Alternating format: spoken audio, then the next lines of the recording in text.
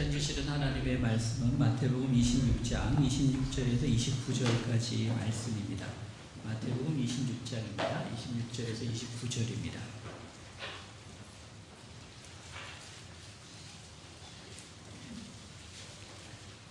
마태복음 26장 26절에서 29절 46면 기록되어져 있습니다. 저가 받들어 공독해 올려드리겠습니다. 그들이 먹을 때 예수께서 떡을 가지사 축복하시고 떼어 제자들에게 주시며 이르시되 받아서 먹으라 이것은 내 몸이니라 하시고 또 잔을 가지사 감사기도 하시고 그들에게 주시며 이르시되 너희가 다 이것을 마시라 이것은 죄사함을 얻게 하려고 많은 사람을 위하여 흘리는 바 나의 피 곧 언약의 피니라. 그러나 너희에게 이르노니 내가 포도나무에서 난 것을 이제부터 내 아버지의 나라에서 새 것으로 너희와 함께 마시는 날까지 마시지 아니하리라 하시니라. 아멘. 2000년에 개봉된 톰 행크스 주연의 그린 마일이라고 하는 영화가 있습니다. 영화의 주인공 폴은 1930년대 중반에 교도소 직원이었습니다. 거기서 그가 맡은 일이란 사형수들을 전기 의자가 놓여있는 사형장까지 인도하는 일이었습니다. 그런데 사형장까지 가려면 그린 마일이라고 불리우는 초록색의 복도를 지나가야만 했습니다. 그리고 그 끝에 사형장이 있습니다. 그린 마일은 사형수가 이 세상에서 걸어가는 마지막 길입니다. 사형수는 평생 얼마나 먼 길을 걸어왔겠습니까? 길고 긴 인생의 여행이 그린 마일을 걸음으로써 이제 모두 끝이 나고 막을 내립니다. 우리도 인생이란 길을 걷는 나그네로 살아가고 있습니다. 그 길이 때로는 멀게도 때론 지루하게도 때론 짧게도 느껴지곤 합니다. 하지만 분명한 것은 언젠가는 우리도 인생의 마지막 길, 우리의 그린 마일을 걷게 될 날이 오게 될 것입니다. 우리 주 예수님께서도 마지막 길을 걸으셨습니다. 예수님은 갈릴리에서 예루살렘으로 올라가셨습니다. 영광의 자리에서 고난의 자리로 향하는 여정이었습니다. 그 힘든 여정도 차츰차츰 마지막을 향하여 다가가고 있었습니다. 그리고 이제 드디어 예수님은 골고다 언덕길을 올라 십자가로 가셨습니다. 골고다로 올라가는 길, 그 고난의 길, 비아 돌로로사가 예수님의 그린 마일이었습니다. 길만 마지막 길이 있는 것은 아닙니다. 식탁도 마지막 식탁, 최후의 만찬이 있습니다. 예를 들어 열왕기상 17장을 보십시오. 거기 최후의 만찬을 준비하는 한 여인 사르밧 과부가 등장하고 있습니다. 어느 날 그녀의 집에 엘리야 선지자가 찾아갔습니다. 엘리야는 그녀에게 먹을 것을 달라고 요청을 합니다. 그러자 그녀는 쉼없이 대답을 합니다. 열왕기상 17장 12절은 이렇게 말씀하고 있습니다. 같이 한번 읽어보겠습니다. 나는 떡이 없고 다만 통에 가루 한 움큼과 병에 기름 조금뿐이라. 내가 나무까지 둘을 주워다가 나와 내 아들을 위하여 음식을 만들어 먹고 그 후에는 죽으리라. 그 음식은 그녀와 아들의 최후의 만찬이었습니다. 그녀의 집에는 가루와 기름이 한 끼 분량밖에 남아있지 않았습니다. 그녀는 그것으로 음식을 만들어 아들과 함께 최후의 만찬을 하려는 참에 엘리야가 도착한 것이었습니다. 여러분, 최후의 만찬이 주는 분위기는 어떠합니까? 말할 수 없는 비참함입니다. 이제 끝입니다. 완전한 절망입니다. 그런데 불행하게도 우리는 이런 비참한 상황에 간혹 내몰릴 때가 있습니다. 이제 다 끝이 나서 더 이상 해볼 도리가 없어. 아무리 둘러봐도 소망이 보이지 않던 때가 있습니다. 사업이 끝장인 것처럼 보입니다. 가정을 유지하는 것이 희망 없어 보이기도 합니다. 육체의 질병으로 한 줄기 소망의 빛마저 사라져 버렸습니다. 꿈도 희망도 모두 날아가 버리고 최후를 맞은 것처럼 보일 때가 있습니다. 이렇게 되면 많은 사람들이 삶을 포기합니다. 아무런 의욕도 도전도 가져볼 생각을 하지 않습니다. 여러분, 그럴 때 우리의 살 길은 어디에 있습니까? 끝은 정말 끝이겠습니까? 마지막은 정말 마지막이겠습니까? 오늘 최후의 만찬은 정말 최후의 만찬이 되고 마는 것이겠습니까? 사르밧 과부의 이야기를 조금 더 해보겠습니다. 그녀는 어떤 여인이었습니까? 그녀는 바알을 섬기는 시돈 여인이었습니다. 그래서 열왕기상 17장 9절을 보면 시돈에 속한 사르밧 이렇게 말씀하고 있습니다. 그런데 이 시돈은 바알 숭배에 빠진 동네였습니다. 여러분, 북왕국 이스라엘의 왕 아합의 아내가 누구인지 아시죠? 여러분, 이세벨입니다. 그 이세벨 시대에 북왕국 이스라엘 백성들은 얼마나 많은 바알을 섬겼는지 모릅니다. 이렇게 된 이유는 이세벨이 북왕국에 시집 올 때 바알들을 가지고 왔습니다. 그녀는 시돈의 공주였습니다. 아합은 그녀의 치마 폭에 쌓여 여호와 하나님을 버리고 온 땅에 바알 신전을 세워 백성들로 하여금 섬기게 했습니다. 시돈은 이세벨의 친정 나라요 바알의 나라였습니다. 그러므로 사르밧 과부도 태어나면서부터 바알 숭배를 배웠을 것입니다. 그녀는 바알밖에 모르는 여인이었습니다. 그런데 북왕국 이스라엘이 바알 숭배에 빠지자 하나님은 진노하셨고 무서운 재앙을 내리셨습니다. 무려 3년 6개월 동안 하늘에서 비를 주지 않습니다. 강과 샘 근원이 모두 말라버렸습니다. 이젠 먹을 것이 없습니다. 그런 그때 하나님께서는 엘리야 선지자에게 사르밧 과부에게 가라라고 말씀하셨습니다. 가난한 과부에게 찾아가라고 하는 것은 이해가 됩니다. 그런데 이해가 안 되는 것은 이스라엘 안에도 가난한 과부들이 넘쳐나는데 하필이면 이방 사람인 사르밧의 과부에게 가라고 명령하고 계십니다. 바로 여기에 아주 중요한 이유가 담겨져 있습니다. 그것은 이 일을 통해 하나님께서 주시고자 하는 교훈이 있다는 말입니다. 앞에서 말씀드린 것처럼 엘리야가 그녀의 집에 도착했을 때 여인은 최후의 만찬을 준비하는 중이었습니다. 그녀의 집에는 한 끼분의 식사 밖에는 남은 것이 없었습니다. 이제 모든 것이 다 바닥입니다. 여러분, 이것이 무엇을 말해줍니까? 시돈 사람들이 그렇게 섬기던 바알도 그들을 먹여줄 수 없음을 보여주고 있습니다. 바알을 섬기던 여인이 최후의 만찬을 먹고 죽을 판인데 바알은 아무것도 그녀의 삶에 도움이 되지 못합니다. 바알은 신이 아니었습니다. 바알은 사람들의 욕심에 깎아 만든 소나무 모양의 우상에 불과했습니다. 단지 어리석고 미련한 사람들이 바알 앞에 엎드려 무릎 꿇고 먹을 것을 달라고 간구하고 있었을 뿐입니다. 여러분, 그 다음 이야기가 어떻게 됩니까? 엘리야는 과부에게 먹을 것을 가져오라고 말씀합니다. 여인이 자신과 아들이 먹을 음식 외에는 없다라고 말을 합니다. 그런 사정을 뻔히 알면서도 엘리야는 정말 막무가내로 무조건 자신에게 먼저 떡을 만들어 가져오라고 했습니다. 양심도 체면도 없어 보입니다. 그런데 바로 이 대목이 중요합니다.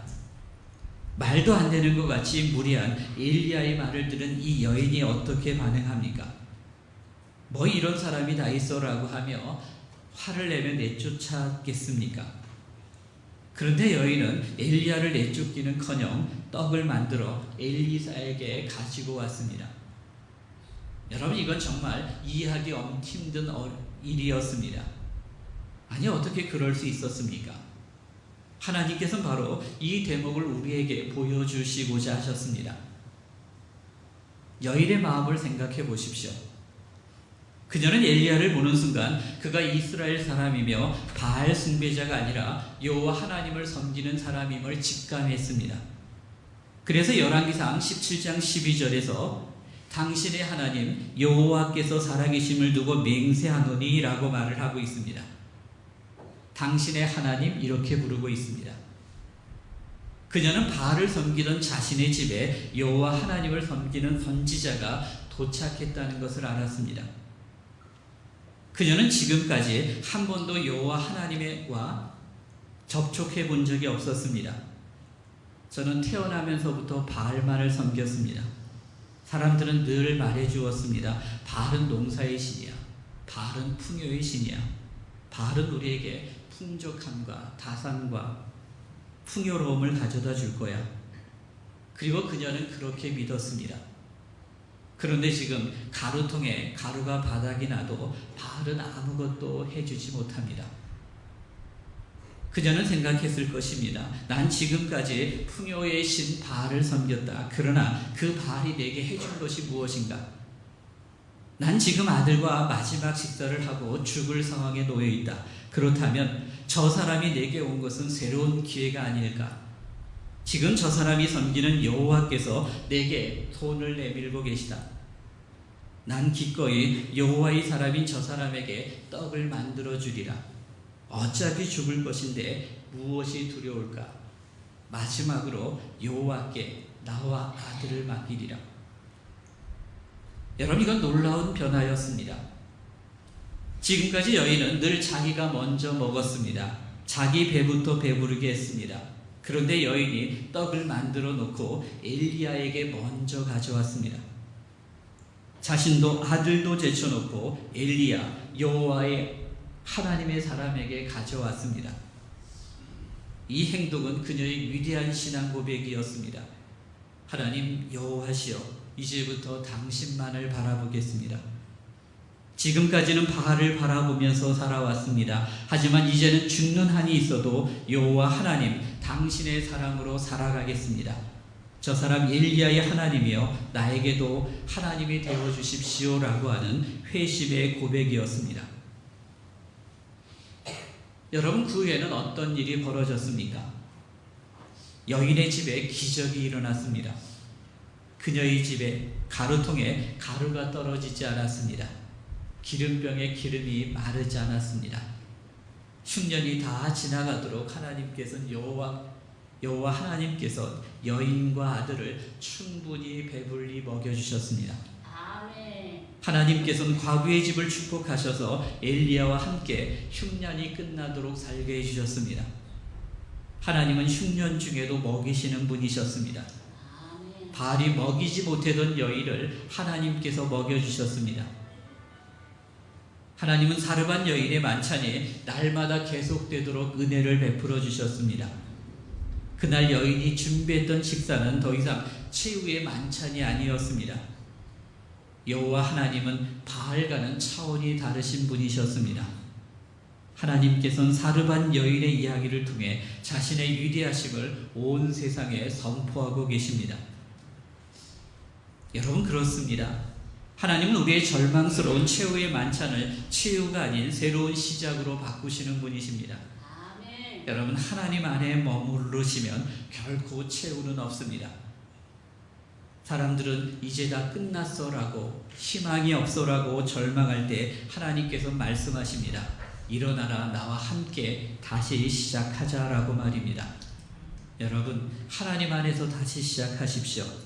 마지막이라고 생각하지 마십시오. 하나님에게는 마지막 최후가 없습니다. 하나님께로 마음을 다해서 나오십시오. 그 하나님께서 우리 인생을 인도하시고 먹이시고 입혀주실 것입니다. 그런데 하나님께 나오는 데는 조건이 있습니다. 그것은 먼저 바알을 버리는 것입니다. 여러분, 오늘도 너무나 많은 현란한 바알이 우리를 유혹하고 이 땅에 존재하고 있습니다. 자기의 욕심을 믿는 자기 신뢰주의, 물질 만능주의, 향락과 쾌락주의 등 하나님 위의 모든 것, 그 모든 것들은 바알일 수밖에 없습니다. 먼저 우리는 바알을 버려야 합니다. 아무리 숭배해도 우리를 먹이지 못할 바알들을 과감히 내쳐야 합니다. 여러분, 왜 바알을 버려야 합니까? 그것은 하나님께서 우상 숭배를 가장 싫어하시기 때문입니다. 이사야 42장 8절을 같이 읽어보겠습니다. 나는 여호와이니 이는 내 이름이라. 나는 내 영광을 다른 자에게 내 찬송. 여러분, 하나님께서는 결코 당신의 영광을 우상에게 내어주지 않습니다. 하나님은 하나님 외에 어떤 존재에게 하나님의 영광을 돌리는 우상 숭배를 가장 싫어하십니다. 그래서 십계명의 제 첫 번째 계명은 너는 나 외에는 다른 신을 두지 말라입니다. 또 우상 숭배자는 하나님의 복을 받을 수가 없습니다. 우상 숭배는 헛수고일 뿐입니다. 이사야 42장 17절을 같이 읽어보겠습니다. 우상을 의지하며 또 만든 우상을 향하여 너희는 우리의 시기가 많은 자는 물리침을 받아 크게 수치를 당하리라. 우상 숭배자는 물리침을 받아 크게 수치를 당하게 됩니다. 반면에 우상을 버리고 하나님께로 돌아오는 이들에겐 복이 임할 것입니다. 이사야서 57장 13절을 또 읽어보겠습니다. 우상들에게 너를 구원하게 하여 그것들은 다 바람에 날려가겠고 기운에 불려갈 것이로되 나를 의뢰하는 자는 땅을 차지하겠고 나의 거룩을 여러분 그렇습니다. 온갖 바알들을 버리십시오. 그리고 마음과 뜻과 정성을 다해 여호와께로 돌아오십시오. 오직 하나님만을 믿고 의지하며 여러분의 인생을 내어드리십시오. 여러분 최후인 줄 알았더니 사실은 새로운 시작이 되게 하시는 놀라운 은총. 여러분 이것이야말로 복음이며 주 예수님께서 십자가와 부활을 통해 우리에게 주시는 은총입니다. 오늘 본문이 바로 이것을 우리에게 보여주고 계십니다.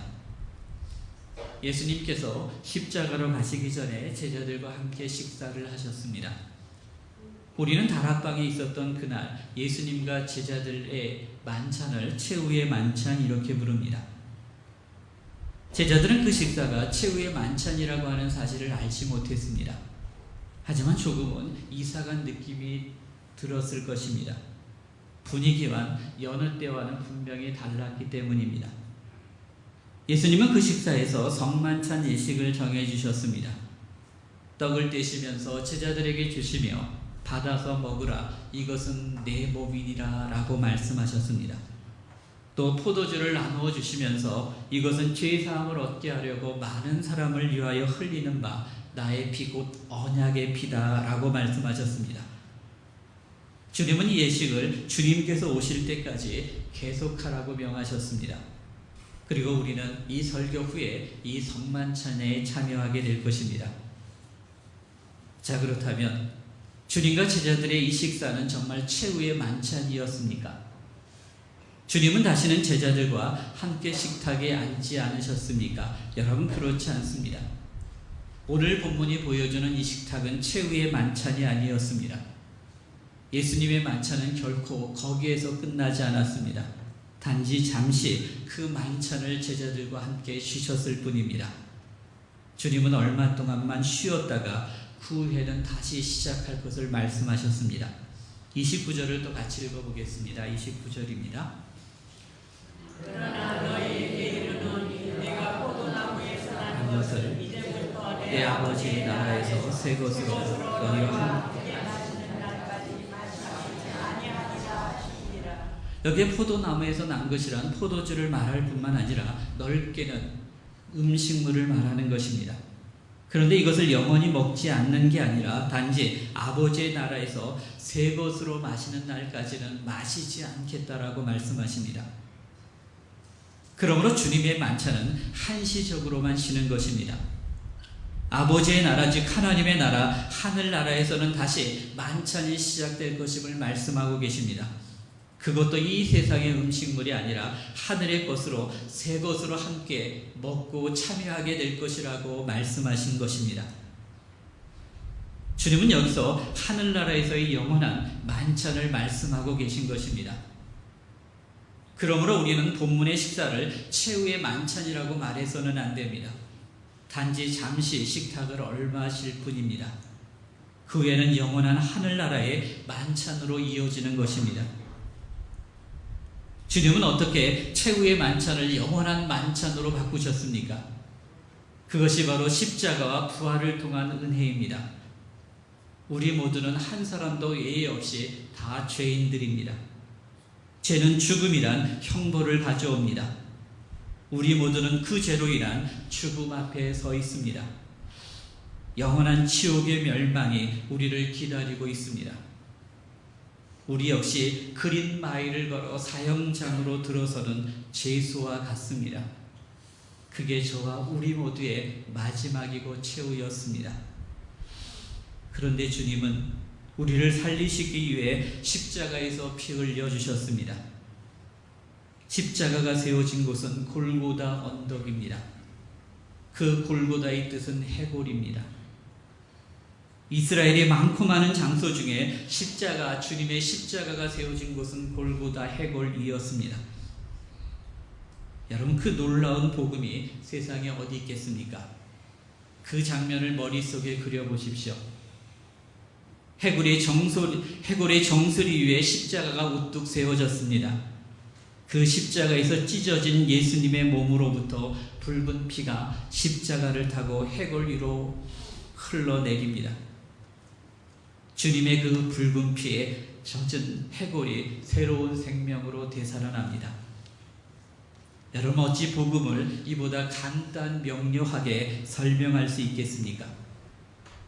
십자가에서 우리를 살리시기 위해 몸을 찢으시고 피를 흘려주신 십자가 구원의 의미를 인간에게 정확히 알려주시기 위해서 주님의 십자가는 골고다 해골 위에 세워져야만 했던 것입니다. 그리고 주님은 죽음의 세력을 이기시고 부활하셨습니다. 그래서 우리 모두는 주님께서는 영원한 생명으로 인도해 주셨습니다. 그래서 우리에게는 치유가 없습니다. 우리에게는 영원만이 기다리고 있습니다. 우리가 치유라고 생각하는 그 죽음마저도 하늘나라의 영원한 생명의 시작이기 때문에 그렇습니다. 그래서 앞에서 말씀드린 것처럼 주님은 최후의 만찬을 하늘나라의 영원한 만찬으로 바꾸어 주시는 것입니다. 이 말씀을 통해 주님께는 결코 끝이 없으시며 끝인 것처럼 보이지만 반드시 다시 시작되어 영원히 이어질 것임을 우리에게 보여주게 있습니다. 여러분, 기억하십시오. 주님께는 끝이 없습니다. 주님에게는 치유가 없습니다. 세상 사람들이 끝이라고, 세상 사람들이 마지막이라고 말할 그때가 우리에겐 새로운 시작입니다. 여기서 우리는 마지막 최후를 극복할 힘을 얻게 되는 것입니다. 여러분, 언젠가 세월이 흘러서 우리에게도 마지막이 올 것입니다. 늙으면 언젠간 우리도 마지막 길을 걸어야 할 때가 올 것입니다. 또 언젠가는 우리 역시 마지막 식사를 힘없이 해야 될 때도 올 것입니다. 하지만 그때 슬퍼하지 마십시오. 주님은 우리가 최후의 만찬이라고, 마지막 식사라고 생각하는 그 식사를 영원한 만찬으로 바꾸어 주실 것입니다. 그것도 이 땅의 음식이 아니라 하늘나라에서 난 새 음식으로 주님과 함께 우리 모두는 영원한 만찬을 나누게 될 것입니다. 여러분, 예수 믿는 우리에게는 끝이 없습니다. 주님 안에서 새롭고 영원한 것만 있을 뿐입니다. 힘을 내십시오. 여러분, 일어나십시오. 바알을 버리고 주님만을 붙드시고 마음과 뜻을 다해 그분을 섬기십시오. 최후의 만찬에서 영원한 만찬으로 끝이라고 생각하는 바로 그곳에서 새롭게 시작되는 은총, 끝이라 좌절하며 주저앉는 절망의 자리에서 다시 일어서서 전진하는 희망의 전진, 여러분, 이런 은총이 오늘 우리와 함께 하시기를 간절히 기원합니다. 기도하시겠습니다. 하나님 아버지, 고맙습니다. 우리도 언젠가는 그린 마일, 마지막 길을 걸어가게 될 것입니다. 또 우리는 언젠가는 마지막